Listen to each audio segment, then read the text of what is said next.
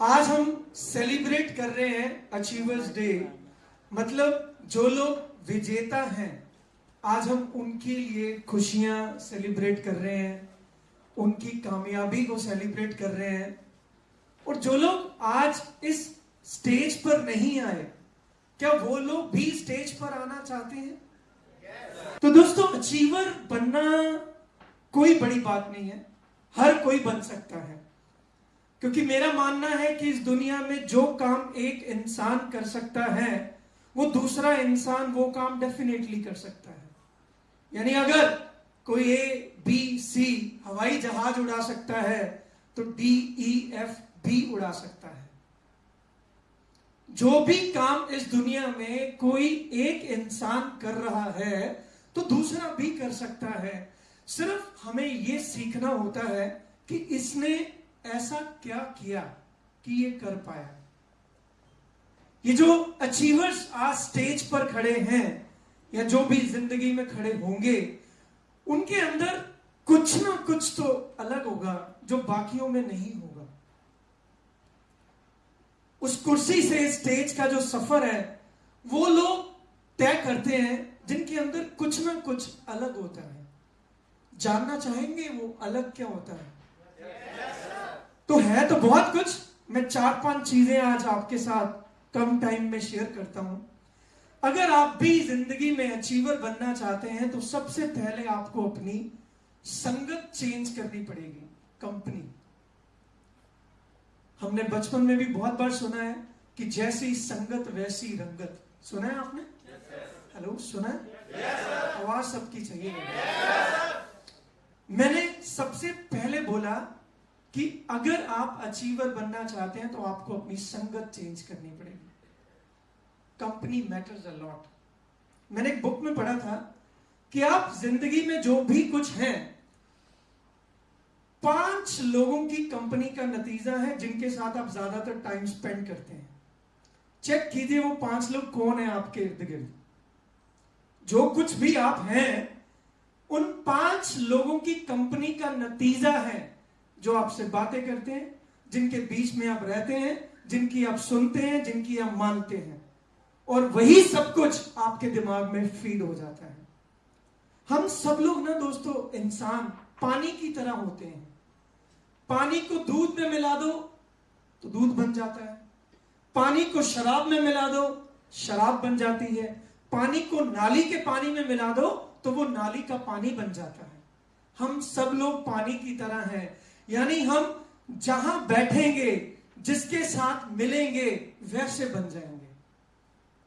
अगर आपको अचीवर बनना है, तो सबसे पहले अपने इर्द गिर्द अचीवर्स की कंपनी ढूंढनी शुरू कीजिए। देखिए कि आपकी लेफ्ट चेयर पे कोई अचीवर बैठा है, आपका कोई दोस्त अचीवर है। क्या आप उन लोगों से रोज बात करते हैं जो अचीवर हैं? क्या आप उन लोगों के बीच में रहते हैं जो अचीवर हैं? आप अपने इर्द गिर्द रहने वाले 5 लोगों की कंपनी का नतीजा है। ये मैं नहीं कह रहा, एक बहुत बड़े राइटर ने अपनी जिंदगी की पूरा निचोड़ निकालने के बाद किताब लिखी है। मैं उसकी आपको एक पंक्ति बता रहा हूं। Change your company. अगर आपके इर्द गिर्द वाले लोग आपको डीमोटिवेट कर रहे हैं, चेंज योर कंपनी।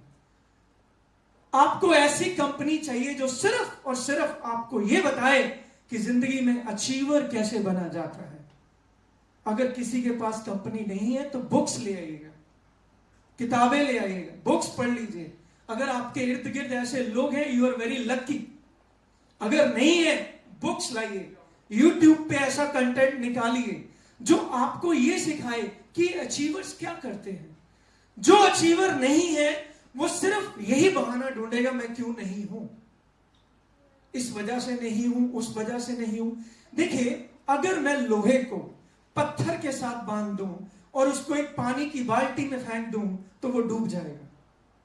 लेकिन अगर उसी लोहे को लकड़ी के साथ बांध दूं, फिर भरे समुद्र में भी फेंक दूं, वो डूबेगा नहीं। अब चेक कीजिए कि आपके इर्द गिर्द वाले जो लोग हैं, वो पत्थर हैं या वो लकड़ी हैं। अगर वो पत्थर है, वो आपको डुबा देंगे। अगर वो लकड़ी है, तो आपको तैरा देंगे। सबसे पहले आप अपनी कंपनी बदलिए, संगत बदलिए। कुछ कुछ एक्स्ट्रा नहीं करते जो लोग अचीवर हैं। देखिए जो स्टेज पे खड़े हैं आप ही के जैसे हैं, कुछ अलग नहीं है इनके पास, आप ही के जैसे हैं, आप ही के बीच में रहते हैं। लेकिन एक चीज अलग है, इन्होंने अपने आप को अचीवर्स की कैटेगरी में ला के खड़ा कर दिया। आप इनके साथ रहना शुरू कर दीजिए, इनके साथ बैठना शुरू कर दीजिए, इनके साथ बातें करनी शुरू कर दीजिए, ये आपको भी सिखा देंगे कि अचीवर कैसे बना जाता है। दूसरी चीज, अचीवर्स पेन लेते हैं, पेन। कंफर्ट जोन में जिंदगी के अंदर कोई भी इंसान अचीवर नहीं बन पाता दोस्तों। हर अचीवर में पेन सही है, और अगर आपको भी अचीवर बनना है तो पेन सहनी पड़ेगी। देखो मुझे डॉक्टर बनना है तो डॉक्टरी की एक अपनी पढ़ाई है, वो पढ़नी पड़ेगी, तो आप डॉक्टर बन जाओगे। मुझे इंजीनियर बनना है तो इंजीनियरिंग की एक पढ़ाई है, वो पढ़नी पड़ेगी, मैं इंजीनियर बन जाऊंगा। आप क्या बनना चाह रहे हैं? अचीवर। अचीवर को पेन लेनी पड़ती है, पेन। मैं कहानी के साथ समझाता हूं कितनी पेन लेनी पड़ती है। बाज को पक्षी राज कहते हैं, पक्षियों का राजा बाज। 40 साल की उम्र में कहते हैं बाज बूढ़ा हो जाता है। 40 साल की उम्र में बाज बूढ़ा हो जाता है। बूढ़ा होने के बाद क्या होती है, उसकी जो चोंच होती है ना, वो आगे से मुड़ जाती है, बेंड हो जाती है, और जब वो चीर फाड़ के अपना शिकार खाता है उसी चोंच से खाता है। 40 साल की उम्र में आते आते उसके जो पंख होते हैं वो इतने हैवी हो जाते हैं कि वो ऊंचा उड़ ही नहीं पाता। 40 साल की उम्र में आते आते उसके जो पंजे होते हैं, वो नाखून, जो पंजों के नाखून होते हैं, वो बेंड हो जाते हैं, मुड़ जाते हैं। अब शिकार करने के लिए उसको ऊंचा उड़ना पड़ता है। शिकार करने के लिए उसको अच्छे शार्प नुकीले पंजे चाहिए होते हैं और चोंच चाहिए होती है। बाज की एक खूबी है कि वो मरा हुआ शिकार नहीं खाता। उसकी एक क्वालिटी है, हर बंदे को कुछ अच्छा लगता है, उसकी ये खूबी है कि उसको फ्रेश खाना चाहिए। फ्रेश खाना खाने के लिए, उसको शिकार करने के लिए ये 3 चीजें 40 साल के बाद उसकी जिंदगी में आके अड़चन बन जाती हैं। उसके पास 2 ही ऑप्शन होती है, या तो वो अपनी जिंदगी के साथ कॉम्प्रोमाइज कर ले, जो मिले वो खा ले, जैसी जिंदगी मिले वैसी जी ले, वो भी नॉर्मल आम पक्षियों की तरह नीचे हाइट्स पे उड़ना शुरू कर दे, या वो पेन सहे और कुछ अलग करके दिखाए। कहते हैं बाज 40 साल की उम्र में पहाड़ों पर चला जाता है, दूर ऊंची, और वहां पर जाकर वो क्या करता है, अपनी चोंच को पहाड़ों के पत्थरों के ऊपर मार मार के तोड़ देता है। इमेजिन कीजिए, अपने किसी शरीर के अंग को खुद तोड़ना हो, कितनी पेन सहनी पड़ती होगी, कितना खून निकल रहा होगा उस टाइम। वो तोड़ देता है अपनी चोंच को, इंतजार करता है कि दोबारा फिर से नई चोंच आए जो कि मुड़ी हुई नहीं होगी। वो अपने पंजों को पहाड़ों पे रगड़ के उसके जो नाखून होते हैं उसको घिसा के तोड़ देता है ताकि नए नाखून आ सके। कहते हैं इस प्रोसेस में उसको 150 डेज लगते हैं, ऑलमोस्ट 5-6 महीने। 5-6 महीने वो पहाड़ पे बैठकर जो मिलता है वो खा लेता है, कॉम्प्रोमाइज भरी जिंदगी जीता है, ऊंचा नहीं उड़ता। किस लिए? वो वेट करता है दोबारा फिर से नई चोंच उगने का। जब नई चोंच उग जाती है, नए नाखून आ जाते हैं, फिर वो क्या करता है, अपने पंख खुद अपनी चोंच और अपने पैरों के पंजे से तोड़ने शुरू कर देता है। और फिर वो इंतजार करता है फिर से नए नाखून आए, नए पंख आए, नई चोंच आए, और इन नई चीजों के साथ वो दोबारा फिर से वही सब कुछ करना शुरू करता है। और अगले 30 साल वो फिर एज अ पक्षी राज फिर से जिंदगी जीता है दोस्तों।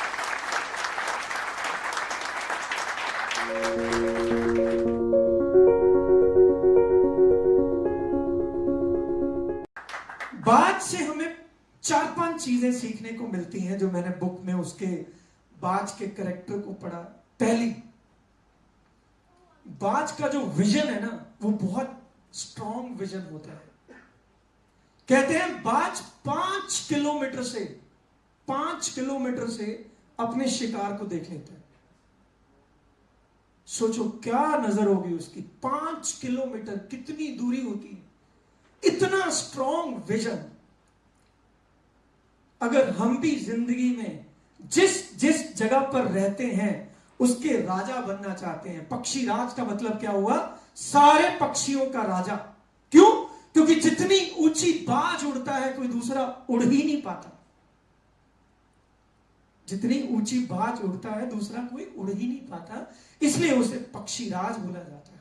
यानी जब आप जिंदगी में कुछ ऐसा करेंगे जो आपके अड़ोस पड़ोस के लोग नहीं करते, तभी लोग आपको राजा बोलेंगे, तभी आपको लोग रिस्पेक्ट करेंगे, तभी आपको लोग कुछ एक्स्ट्रा रिगार्ड, एक्स्ट्रा इज्जत देंगे।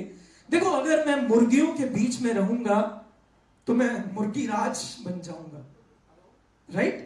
अगर मुझे पक्षी राज बनना है तो मुझे कुछ ऐसा करना पड़ेगा जो बाकी के लोग नहीं करते। बाज की एक और खूबी है, जब बारिश आती है, तूफान आता है, सारे पक्षी छुप जाते हैं, डर के बैठ जाते हैं, लेकिन अकेला बाज है जो बारिश में, तूफानों में, हवाओं में बाहर निकलता है और एंजॉय करता है उस बारिश को, उस तूफान को, उस तेज हवा को, और कोशिश करता है उसके अगेंस्ट उड़ने की, और उड़ता उड़ता उड़ता उड़ता इतना ऊंचा उड़ जाता है कि वो बादलों को भी क्रॉस कर जाता है और बारिश नीचे रह जाती है। सब लोग छुप के बैठे होते हैं और पक्षी राज बादलों से ऊपर उठकर उड़ रहा होता है। मतलब, इसका मतलब क्या हुआ कि जिंदगी में जब भी हमारे बारिश आए, बारिश मीन्स प्रॉब्लम्स आए, दिक्कतें आए, परेशानियां आए, तो हमें क्या करना है? हमें छुपकर नहीं बैठना, हमें छुपकर नहीं बैठना, हमें उन परेशानियों से लड़ना है और उनको क्रॉस करके ऊपर चले जाना है। बाज की मैंने एक खूबी आपको पहले बताई है कि वो बिल्कुल फ्रेश मांस खाता है, मरा हुआ जीव वो नहीं खाता। इट मीन्स हमारी जिंदगी में भी बहुत सारे ऐसे खट्टे मीठे बुरे एक्सपीरियंस होते हैं जो हमारी जिंदगी में निकल जाते हैं, और हम उसी को लेकर सारी जिंदगी रोते रहते हैं, रोते रहते हैं, रोते रहते हैं, रोते रहते हैं। जो निकल गया वो पास्ट है, छोड़ दीजिए उसको। नए थॉट्स, नई अपॉर्चुनिटीज वो आपका वेट करती है रोज, लेकिन इट डिपेंड्स आप देखते क्या है। बाज की सबसे अच्छी खूबी जो मुझे लगी, क्योंकि मैं खुद जिंदगी में स्ट्रगल कर करके यहां तक पहुंचा हूं, बाज कंफर्टेबल जोन में ना खुद रहता है ना अपने बच्चों को रहने देता है। कहते हैं जैसे उसके बच्चे घोंसले के अंदर जन्म लेते हैं, वो उसके अंदर से जितना भी सॉफ्ट घास होता है वो सारा निकाल के बाहर फेंक देता है, ताकि उसके बच्चे वहां रहे ही ना। वो बाहर निकलेंगे, उड़ेंगे, पंख मारेंगे तो पक्षी राज बनेंगे। यानी जिंदगी में कभी भी हम कंफर्टेबल जोन के अंदर रहकर अचीवर नहीं बन सकते दोस्तों, हमें उस कंफर्टेबल जोन को छोड़ना पड़ेगा। तो अगर आप अपनी लाइफ में अचीवर बनना चाहते हैं, आपको पेन लेनी पड़ेगी। लेने के लिए तैयार हैं? yes! जिंदगी में बहुत कुछ होगा, पेन लेनी पड़ेगी। जिसने पेन ली है वही अचीवर बना है दोस्तों। तीसरी चीज, जो अचीवर है वो कभी हार नहीं मानते, कभी हार नहीं मानते, कभी भी हार नहीं मानते। जिद्दी है, ढीठ है। ऐसा नहीं है कि जो लोग अचीवर होते हैं उनके साथ जिंदगी में कुछ खराब नहीं होता, होता है, बहुत बार होता है। किसी भी कंडीशन में हार नहीं मानते। मन की हो तब तो मानते नहीं है, और जब मन की ना हो तब भी नहीं मानते। बड़ी गहरी बात बोल रहा हूं। हार नहीं माननी कब? जब मन की हो तब भी नहीं, और जब मन की ना हो तब भी नहीं। और ऐसा नहीं कि जब अचीवर्स के साथ जिंदगी में मन की नहीं होती तो उन्हें दुख नहीं लगता। मैंने एक बुक पढ़ी, उसमें मैंने पढ़ा Amitabh Bachchan ji all India radio के लिए ऑडिशन देने गए कि मुझे ऑल इंडिया रेडियो के लिए जॉब करनी है। तो उन्होंने उनको रिजेक्ट कर दिया। उनको अच्छा लगा होगा या बुरा लगा होगा। अचीवर्स को जिंदगी में जब निराशा मिलती है उनको बुरा तो लगता है, लेकिन वो फिर भी हार नहीं मानते। वो ये मानते हैं कि भगवान ने जरूर मेरे लिए कुछ ना कुछ अच्छा सोचा होगा। उससे हुआ क्या, उनको ऑल इंडिया रेडियो के अंदर नौकरी नहीं मिली, लेकिन वो उसकी वजह से बॉम्बे चले गए। और बॉम्बे आने के बाद क्या हुआ आप सब लोग जानते हैं। अगर वो ऑल इंडिया रेडियो के अंदर जॉब करते तो शायद उनको ऑल इंडिया के लोग ही सुन पाते। लेकिन आज की बात करूं, आज पूरे संसार में, पूरे वर्ल्ड के अंदर अमिताभ बच्चन को क्या कहते हैं लोग और क्या जानते हैं और क्या उनकी रिस्पेक्ट है, मुझे लगता है ये मुझे बताने की जरूरत नहीं है दोस्तों। उस वक्त जब उनको ऑल इंडिया रेडियो से रिजेक्शन मिला था, शायद उनको बुरा लगा होगा, लेकिन जब आपके साथ कुछ अच्छा नहीं होता और आपके अंदर अचीवर के गुण होते हैं तो यकीन कीजिए परमात्मा ने आपके लिए कुछ बड़ा सोचा होता है, जो उस वक्त शायद आपको समझ नहीं आ रहा होता। उस वक्त वो रीजन बनता है उस बड़े होने का। अब्दुल कलाम जी को मैंने पढ़ा, उन्होंने as a pilot fighter plane उड़ाने के लिए उन्होंने अपना इंटरव्यू दिया। 9वें नंबर पर उनका नाम आया और इंडियन आर्मी के अंदर 7 या 8 ही प्लेसमेंट थी, उनको रिजेक्ट कर दिया गया। उनका ड्रीम था कि मुझे देश की सेवा करनी है, मुझे as a fighter jet plane उड़ाना है, लेकिन वो नहीं उड़ा पाए। मैंने क्या बोला, अचीवर्स के साथ मन की हो तब भी वो हार नहीं मानते, और अगर मन की ना हो वो तब भी हार नहीं मानते। उन्होंने फिर भी हार नहीं मानी, वो लगे रहे प्रयास करते रहे। और दुनिया जानती है कि अब्दुल कलाम हमारे लिए यहां पर देश के पूरे वर्ल्ड में जानते हैं लोग, राष्ट्रपति रह चुके हैं, क्या बुक्स लिखी हैं, क्या कुछ उन्होंने अपनी जिंदगी में बताया है। यानी उस वक्त जब उनको वहां से रिजेक्शन मिला, उनका मूड खराब हुआ होगा, उनका मन दुखा होगा, लेकिन परमात्मा ने उनके लिए कुछ और बहुत बड़ा सोच रखा था। हेल्थ ऑरिक के बनने की कहानी आप सब जानते हैं। तब हमें लगता है कि ये क्या हो गया, लेकिन परमात्मा ने हमारे लिए कुछ बड़ा सोचा होता है। यानी अचीवर जिंदगी में कभी भी हार नहीं मानते, जब उनके साथ मन की हो तब भी और जब मन की ना हो तब भी।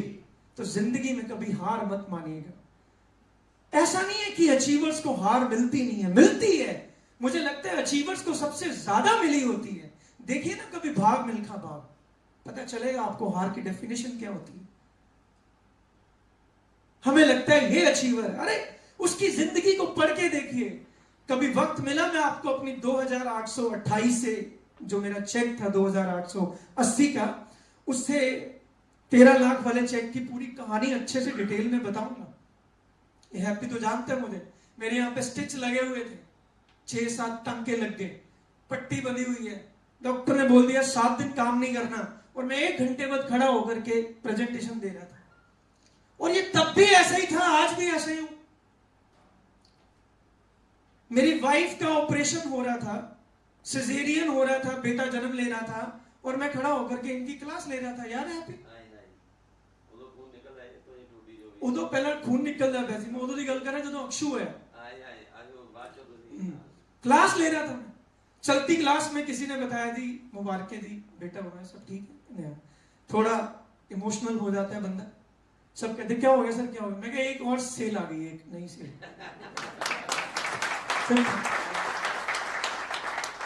अभी थोड़े दिन पहले मेरे दादी जी छोड़ के चले गए, उनकी एज भी ज्यादा थी।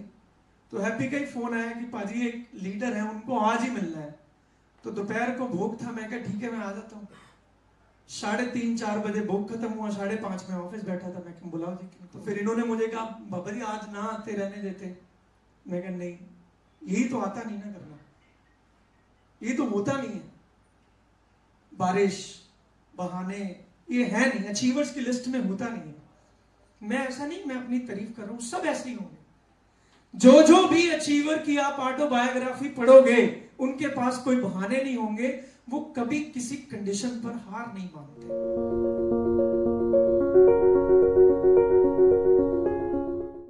एक कविता मैंने पढ़ी, श्री हरवंश राय बच्चन जी की थी, जो अभिषेक अमिताभ बच्चन जी के फादर हैं, सुनी होगी आपने।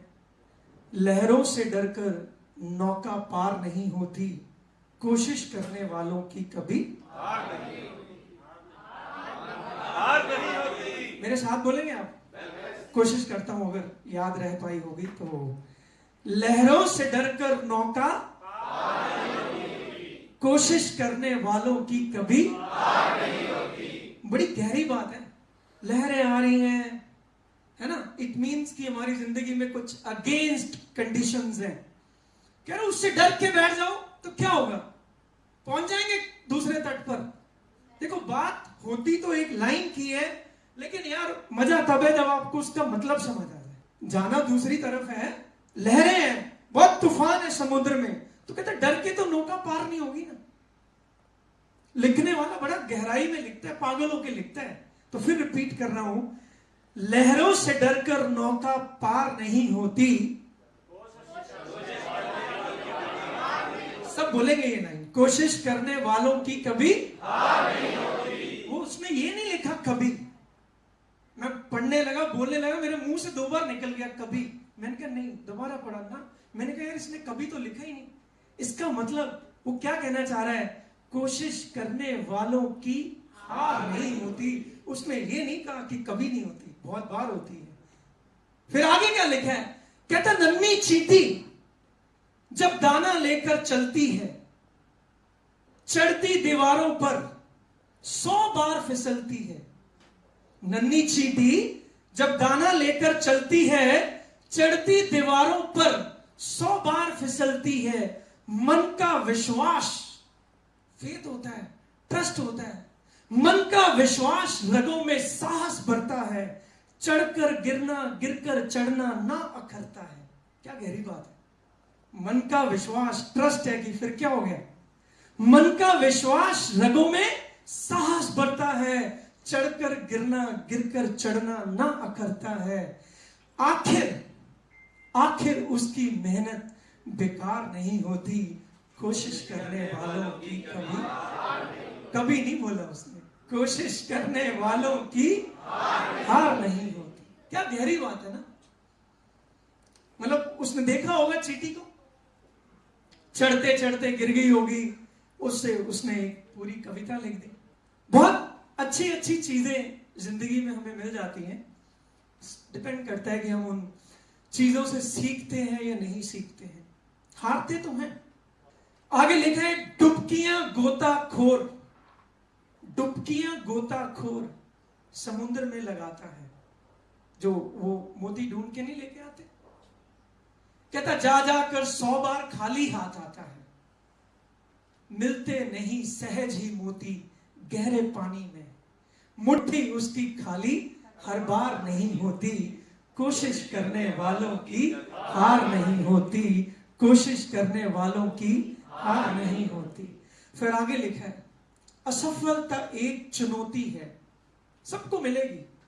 व्हाट डू यू थिंक कि है क्या चुनौती? चुनौती मीन्स चैलेंज। असफलता एक चुनौती है, स्वीकार करो। क्या कमी रह गई देखो और सुधार करो। जो भी जब जिंदगी में इंसान हारता है ना, वो परेशान नहीं होता, वो करेक्ट करता है अपने आप को। लेट्स हैव अ लुक कि मुझसे क्या गलती होगी। क्या लिखा है? असफलता एक चुनौती है, स्वीकार करो।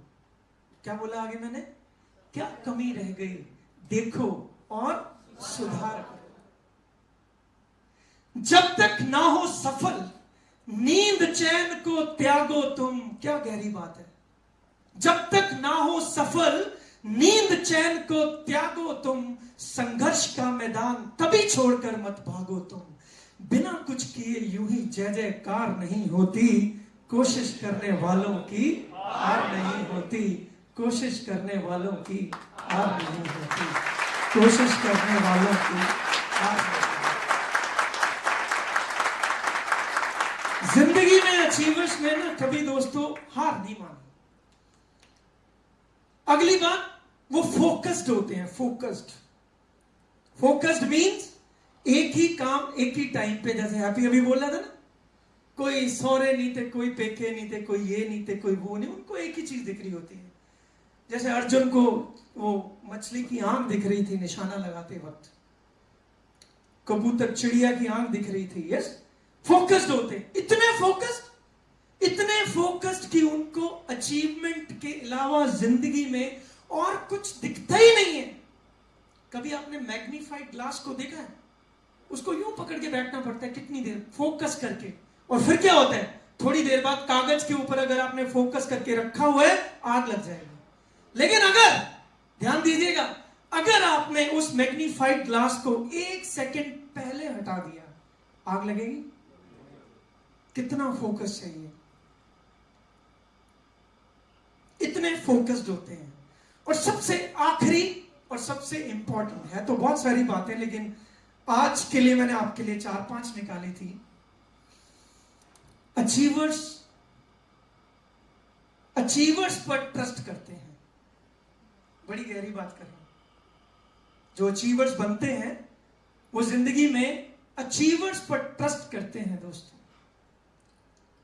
कुछ लोग आपके साथ जुड़ेंगे लाभ देखकर, और कुछ लोग जुड़ेंगे अपना स्वभाव देखकर। बड़ी गहरी बात की है मैंने।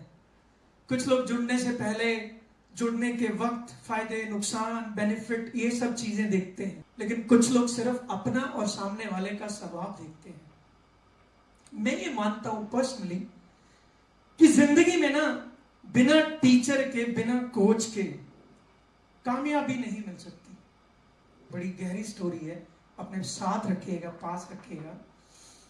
ठाकुर जी को बहुत मानता हूं मैं, बुक्स पढ़ता रहता हूं, जो भी अच्छी चीजें मिलती हैं इधर उधर से कलेक्ट करता हूं आपके लिए। लेकिन आपको एक इंसिडेंट बताता हूं, जब महाभारत का युद्ध होना था, कौरवों और पांडवों को पता चल गया कि अब लड़ाई होगी थी, सब कर लो लड़ाई की तैयारियां। तब श्री वासुदेव द्वारकाधीश थे, द्वारका के राजा थे। तो कौरव और पांडव, उनको पता था कि युद्ध के लिए श्री कृष्ण जी के बिना तो काम पॉसिबल ही नहीं हो पाएगा। सपोर्ट लेने के लिए, उनकी हेल्प लेने के लिए वहां पहुंच गए। सबसे पहले पहुंचे दुर्योधन। तो जो बाहर उनके जो खड़े होते हैं, जो वो द्वारपाल, करेक्ट, उन्होंने रोका। कह रहे जी वासुदेव तो सो रहे हैं। कह रहे हेलो, मैं दुर्योधन यार, तो मुझे रोकेगा भाई? फिर क्या हो गया, मैं वेट करता हूं जब उठेंगे। उन्होंने देखा श्री कृष्ण जी बड़े आराम से सो रहे होते हैं। तो दुर्योधन उनके पास जाकर, उनके सर के पास चेयर लगी थी, वहां पर जाकर बैठ गए। कहते चलो वेट करते हैं। इतनी तो सेंस थी कि उठाना नहीं है। तो इतने में वहां पर अर्जुन भी पहुंच गए। अर्जुन का थोड़ा कैरेक्टर अच्छा भी था, सब पसंद करते थे। द्वारकापाल ने रोका भी नहीं कि चलो भाई, दुर्योधन भी बैठे, आप भी चले जाओ। वो भी चले गए। लेकिन अर्जुन श्री कृष्ण जैसे सोए हुए थे, तो उनके पैरों के पास ऐसे हाथ जोड़ के खड़े हो गए। उन्होंने माथा टेका, हाथ जोड़ के खड़े हो गए।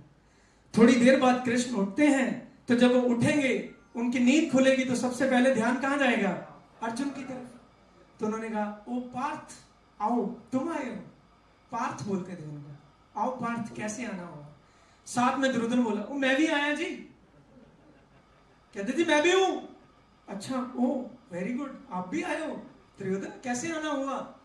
तो दोनों से बैठ के बातचीत करने लगे श्री कृष्ण। तो कहते जी जैसे अब आपको पता है कि हम आपकी हेल्प लेने आए हैं, युद्ध होने वाला है, आपको हमारा साथ देना पड़ेगा। तो कहते ठीक है, मैं देता हूं साथ। तो बोलो अर्जुन क्या हेल्प चाहिए? कह रहे नहीं जी, पहले मैं आया हूं, पहले मैं आया हूं। जो पहले आया है उसका पहले मांगने का हक है, और वैसे भी मैं इससे बड़ा हूं तो मैं मांगूंगा। कहते यार ये तो गलत बात है, मेरी नजर तो जिसके ऊपर सबसे पहले पड़ी है मैं उसको दूंगा। तो अर्जुन बड़े पोलाइटली कहते ठीक है जी, अगर इन्होंने मांगना है तो ये मांग ले। कहते नहीं अर्जुन, तेरा हक है, तू बता तुझे क्या चाहिए। तो कहते बताइए आप क्या दे सकते हैं वासुदेव। कहते देखो, एक बात, मेरे पास एक तरफ मेरी सेना है, और जो द्वारकाधीश की सेना थी ना, उसको नारायणी सेना बोलते थे। वो ऐसी सेना थी जिसको कोई पराजित नहीं कर सकता था, नारायणी सेना। कहते मेरे पास मेरी नारायणी सेना है, और एक मैं खुद हूं। तो पर मेरी कंडीशन रहेगी कि मैं या तो अपनी सेना दे सकता हूं, या मैं अपने आप को दे सकता हूं। पर अगर मैं युद्ध में लड़ूंगा तो मैं अपनी सेना के अगेंस्ट अस्त्र शस्त्र नहीं उठा सकता। तो मैं अपनी सेना को खुद थोड़ी मारूंगा खड़ा होकर, मैं तो निहत्था लड़ूंगा। अगर आप दोनों से कुछ लेना है तो एक मेरी नारायणी सेना ले जाए और दूसरा मुझे ले जाए, लेकिन मैं अपनी सेना के अगेंस्ट नहीं लड़ूंगा, मैं अस्त्र शस्त्र नहीं उठाऊंगा। सब लोग जानते थे कृष्ण का जो विष्णु चक्र था ना, वो सबसे पावरफुल हथियार था। कह रहे मैं बिल्कुल नहीं उठाऊंगा, अरे मैं अपनी सेना को थोड़ी काटूंगा, बोलो क्या चाहिए। तो अब बार बार श्री कृष्ण इंसिस्ट कर रहे थे, तो दुर्योधन ने भी नारायणी सेना मांग ली कि भाई इस निहत्थे को करके क्या लेना है, इनकी वो सेना लेते ना जिसको कोई हरा ही नहीं सकता। तो अर्जुन कहते कृष्ण मुझे तो आप चाहिए, मुझे और कुछ नहीं चाहिए।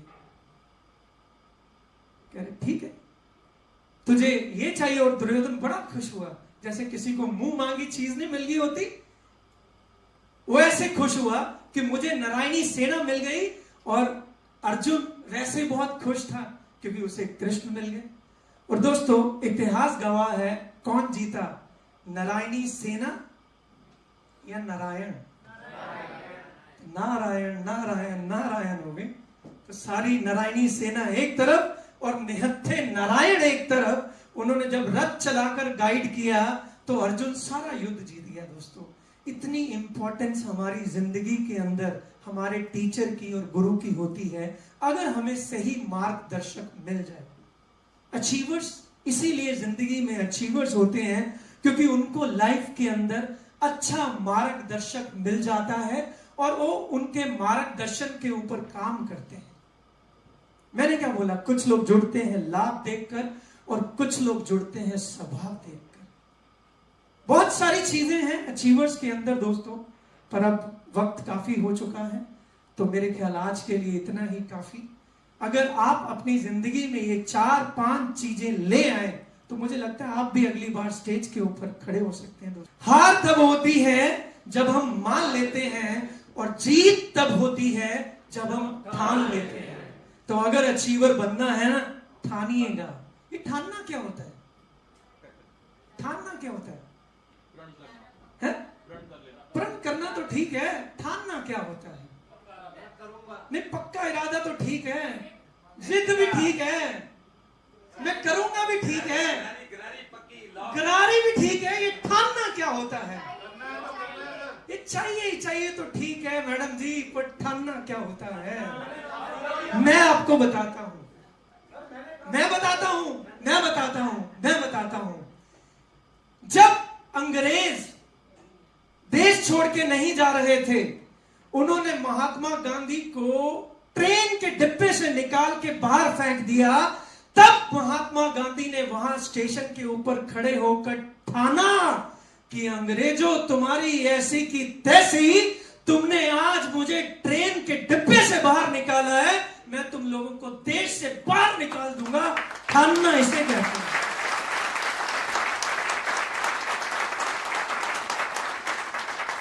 थॉमस अल्वा एडिसन ने ठाना कि कुछ मर्जी हो जाए, मैं बल्ब बना के हटूंगा। 10,000 बार बल्ब नहीं बना और हर बार वो यही कहते होंगे, बल्ब तेरी ऐसी की तैसी। तो कैसे नहीं बनता? जब तक तू नहीं बनेगा ना, मैं या खुद जल जाऊंगा या तुझे जला के छोड़ूंगा। ठानना इसे कहते हैं दोस्तों। जिद विद तो ठीक है, तो अगर अचीवर बनना है ना, तो यहां से ठान के जाइएगा कि अगली बारी स्टेज तेरी तो ऐसी की तैसी, चेक तेरी तो ऐसी की तैसी, ये स्टार लेवल, ये डबल स्टार, ये ट्रिपल स्टार, तेरी तो कैसे नहीं आएगा मेरे पास, और आप अचीवर होंगे दोस्तों। Thank you very much. मेरी गुड विशेस हमेशा आपके साथ रहेंगे। आपको परमात्मा बहुत बहुत तरक्कियां दे।